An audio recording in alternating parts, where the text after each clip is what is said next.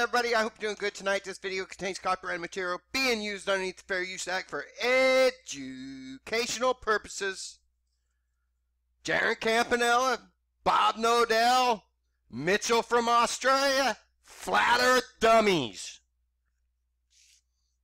I did a video on this once before. You all remember the experiment they were going to do. It's called torque the line. You know, stretch a line 3 miles long, tighten it up, and if it dips into the water, it's, you know, curved earth. If it's straight, just right above the water or on top of the water or whatever, it's flat. And I said, bullshit, this thing is junk science and this thing's going to fail. Guess what? It failed. But the dude, Mitchell, who's doing it with the blessings and support of Bob and Jeran, seems to think that the whole thing failed because he got a bad roll of string. You see how ridiculous this is? I suspect the dude went out there, tried this on a small scale across a smaller lake, found out flat earth reset was right and this wasn't going to work. So then he turned this into a manufacturer strength test to see if this line can hold 50 pounds. And he claims the line can't and it's defective. But I'll tell you what, it'll hold all 50 pounds and more. Because this guy is so dumb, he over-engineered this experiment. And there's just errors all over the place. And keep in mind, Jeran was going to do this experiment first. But this guy, Mitchell from Australia, calls into Jeran's TFR show all the time, claims to be a neutral person. He's not a ball earther, he's not a flat earther, and he wants to do this test that's going to finally prove once and for all, without any doubt, if the earth is flat or curved. And I told him, you guys are pseudoscientists. This is junk science. But no, they all go on Globebusters after I make a video about this and call, you know, Flat Earth Reset a dumbass troll. Well, I'm laughing now. So let's get started here with Jeran here, and let's have a listen to him. It was kind of a community idea, but having some sort of strong line stretched between two shores and then pulling that line taut and seeing if the line enters the water, if there was a hump, like we're told. Well, that line would break before you got it taut. And I suspect that's what happened when Mitchell tried this. So he had to blame it on a faulty roll of line. Bunch of crap. Let's have a listen to Jeran here again.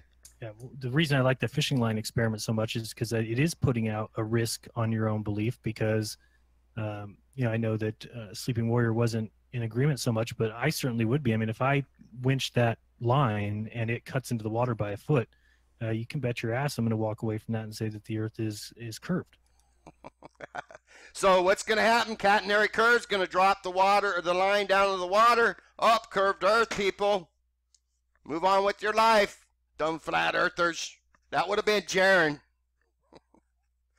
So anyways, like I say, Mitchell calls into his show and he says, hey, Jeran, I want to do this experiment for you. So gets the blessings of the cult. You know, they raise money on Globebusters, all that, over $1,000. And this guy over and engineered this shit. It's sort of like taking a tow truck with the winch on the front, a 5-ton winch on the front, and spooling it up with 10-pound fishing line and using it for bass fishing. That's how over-engineered this guy's experiment was. All right, so let's listen to I think this is Flat Earth Reset here, and he's going to explain to you what's going to happen when you try to tighten the line up to make it taut, like Jeran says. Now, I don't care how hard you pull, you're never going to straighten it out. You're just going to snap the cable, the anchor line, or whatever it is, the fishing line. So, I challenge you all to Google the Catenary effect under. There you go. So, here I am again. You ever see the droop in it? You know? Let me go back. That's called the catenary curve. You know, you ever seen those cables going across canyons? Jeran, Bob, Morgile, Iru. You ever see the droop in it? You know, that's called the catenary curve. You ever wonder why it's never straight? Because if they tried to get that curve out of it, it'd just break close to where they got it anchored at on either end. So after I made this video, I was trolled on Globebusters, telling me I'm stupid, don't know what I'm talking about, the catenary effect's not going to come into play here and all this other shit. Bullshit. You can't explain away factual science. And the catenary curve and that line breaking, if you try to straighten it out, is factual science. Bob, Jeran, Mitchell. Instead, you're pushing this freaking crazy-ass pseudoscience, and you all don't even have basic common sense. Because it takes basic common sense to see how faulty this all was. So let's keep going here. Here it is. Torque the line experiment. Spectra failed. Spectra is the name of the line that they used. You know, the experiment failed. He claims because he got a faulty set of lines, and he claims that when he was tying a knot that the line was cutting the knot and making the line break and all kinds of crazy stupid shit. Like I say, he don't even show us a test across actual water what this experiment was supposed to be. Instead, he shows us a test that he claims shows the line is defective, but he's full of shit. The line will hold all 50 pounds. You will hear him here. The manufacturer specification is 50 pounds. Let's listen.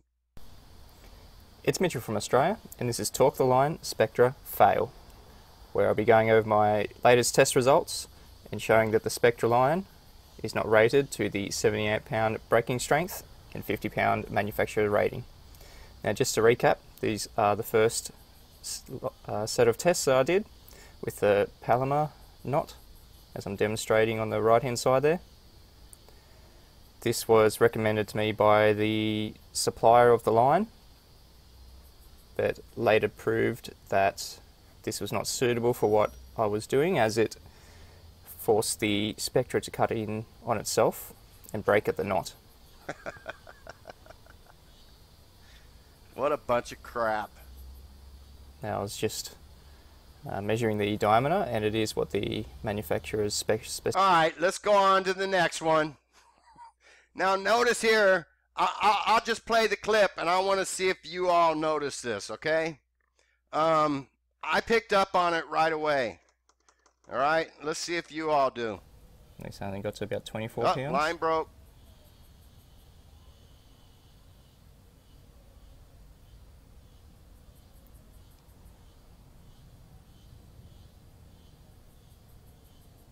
Let's watch the next one. Again, around about 24 pounds. Watch. And this one made it a little bit further as I was taking more time, but do you all see what's happening here? Snapped it with the... Let me explain this. He says this doesn't hold up to the manufacturer specification of 50 pounds. Okay, but see what's happening here. When the manufacturer tests this, they're going to test this on a machine that moves in microns. It spreads apart in microns. Say, I don't know, 1,000 microns a second until the line snaps. This guy is moving it in 3 or 4 inch increments until the line snaps. So he gets to 30 pound tension, and then he moves his apparatus, which is a huge garbage can with a bunch of threaded rod hooked up to it and a hand crank winch for 50 pound test line. A 2-ton hand crank winch for 50 pound test line. I could have pulled the 50 pounds with my arm. I don't need a winch. So anyways, look how quick this bucket moves back. He's moving it back 2 or 3 inches at a time. Let me go back to here. Let's go back to here. Dynamometer measure. Now this is the second attachment method. I use the shackle, so it's putting less strain onto the knot. Watch. And more onto the line. See how far he's moving the bucket back? Now watch what happens when he gets up to 20, 30 pounds. As you'll see in these See next how few far tests, he moved that fucking it's still back? proved That's way too big of increments. Now look, he's at 23 pounds. the Spectra, or the attachment method, So let's just yank the whole thing back. was not Got a fish on well suited and to watch this the test. line break. Now, he's also, I'll guarantee you, when he tested this shit out, he goes, that fucking flat earth reset, you could bet on it. He was pissed. And then he created this shit so he doesn't have to admit that I was right. But he's saying the line is faulty. And then he's claiming that he did this in 10-meter lengths and that the line keeps breaking where it's tied. You know, the line keeps cutting its own knot. Or the line's breaking in the middle. Because remember, back when I said it, I said it's going to break on close to either end. Well, this guy's full of shit. It's breaking on close to either end, just like it does on the Catenary effect. So he never got this line tight enough to get it straight enough at 10 meters long. And he was going to do this test 3 miles. Wow. So let's scoot on here, move on to this one. Now, you guys watching, watch how quick this little bucket here, this is like a 50-gallon plastic garbage can. Watch how fast this moves back, and it gets right here to 30 pounds, and he yanks it back. And, of course, the line's going to break because you're moving it in such big increments. It's like fish on, yank that fucker back, all the way back. Oh, line broke, darn. Watch. Pay attention to the meter, too. Now, see this if test you I catch took what a bit I more caught. time and was stringing it out over about 5-minute periods, but it still only got to about 41 pounds. Look how far that can's moving back.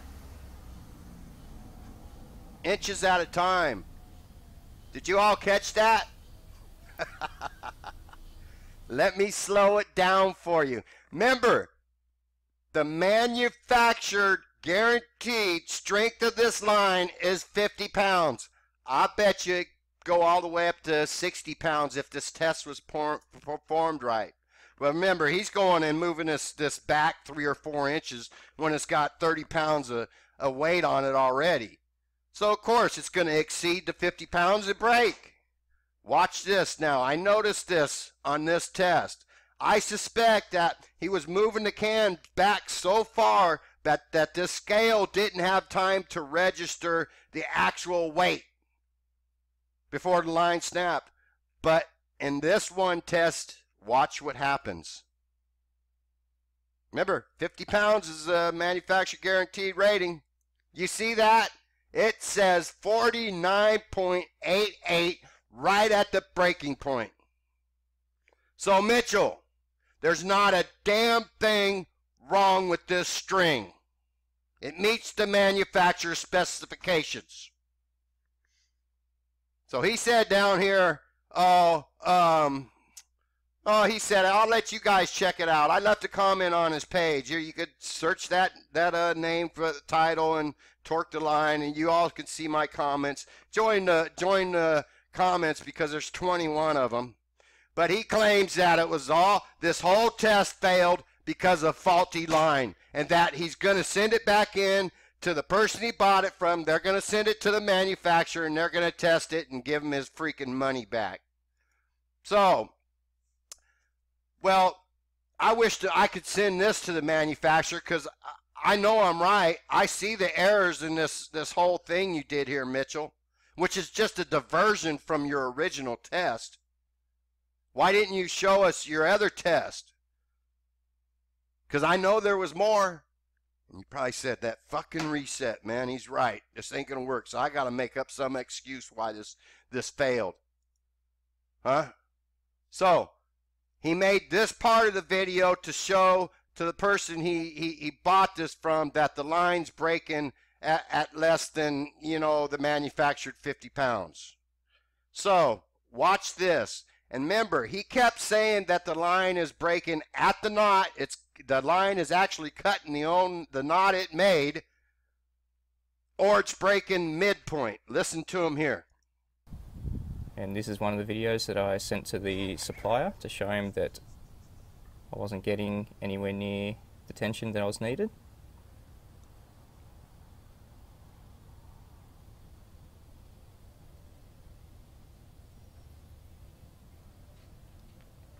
Now this was slipping a little bit, so I had to tie it off. Now remember, if the manufacturer's doing this, he's going to be pulling it back in microns, probably 100 microns a second, until the line snaps. And I'll guarantee you it's going to get over 50 pounds.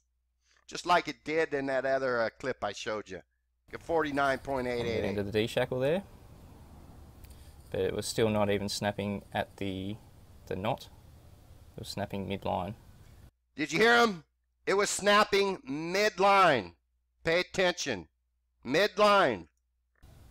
And only about... Because remember, I said this is going to snap closer to the ends.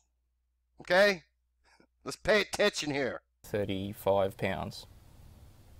As you can see, it's did that look like midline? In the middle. Let me slow it down for you here, folks. He claimed this broke at midline. Do you see that? That's about 6 inches from his trailer hitch. So was that line only a foot long, Mitchell? You see all the deception in here? And this has nothing to do with the original test. And I'll guarantee you when that line gets sent back to the manufacturer, they're going to put it on their machine, and it's going to hold up over the rated 50 pounds. You know what? Flat Earth Reset was right. These guys are morons. They lack basic common sense to do any test and have no right asking anybody for money. As far as I'm concerned, the manufacturer ain't going to give you your money back. I'll guarantee you that. As far as I'm concerned, the money should be coming out of Mitchel's, Bob's, and Jeran's pocket to pay back everybody. And you shouldn't be asking them if they want their money back. You should be giving it back. Because you know everybody's going to say, oh, no, that's all right, man. That's all right. You didn't know better. The fuck you didn't. You were told by me and other people this would fail. And this shows you why you cannot trust these people. They're not any smarter than you are. In fact, when it comes to Bob and Jeran, they're dumber. And Bob not being a commercial pilot proves they both lie their freaking asses off. Stop worshiping these people. You don't even know them. Oh, wait, let's keep on going here because I forgot one thing. His apparatus is over-engineered contraption here. Let's have a look at this. I kid you not, this is probably what, a 50-gallon can? Plastic can? Some, 5/16, 9/16 threaded rod, some expensive hardware, a fucking hand crank winch. That explains why that thing was moving so far back 3 or 4 inches at every increment. I mean, when you crank a winch, it probably, one click probably will reel in about 2 to 3 inches, and then it'll kick back the opposite way about a half an inch to an inch because it's got to lock the keys in place, lock the gears in place. So anyways, you could see what I mean. What's this, a 2-ton hand crank winch for a 50-pound test? This whole apparatus probably weighs a good, 50 pounds? Maybe even more than that. And you're yanking back on it 3 inches? No wonder the line broke when you assumed it was only 30 pounds. As I showed you in that one clip, it got up to the 50 pounds. It was just breaking before the instrument could read it. Have a good day, everybody.